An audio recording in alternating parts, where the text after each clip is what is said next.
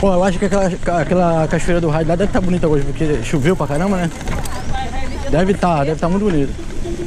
Aquele dia tava seco que tinha uma parte lá que não tinha água, né? Aquele cantinho. Naquele dia que vocês foram, eu já fui lá 3 vezes. Aquele dia, tava muito seco. Tava, porra, não tinha só muita água do meio ali, né? Mas tem uma música pra ver.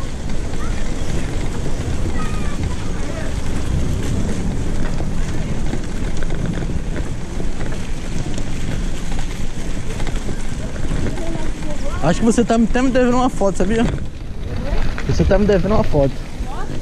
É, que tava no seu celular, acho que é você. No seu celular tá não? É. É? Não, lá na Cachoeira do Raio no dia lá. Mas quando nós... Ah, então não era você não, pode ser uma outra, porque tinha uma... Vocês estavam comendo cacau. Ah, então não foi você não, não foi você não. Tem uma garota que tirou uma foto lá, depois... É, vamos. Eu sei que era você que tava me devendo a foto, não? Se eu tivesse passado. Que a foto tá no celular, não?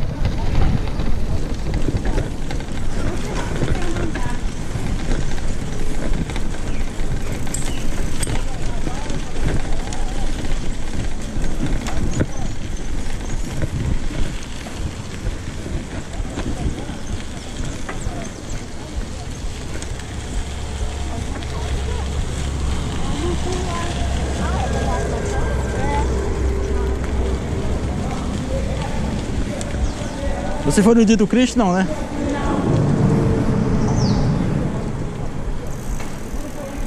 No dia do Cristo tinha bastante gente lá, né?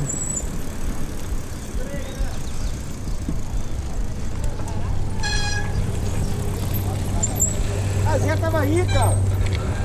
Ó, cadê você, Zé? Falar que você tinha ficado lá?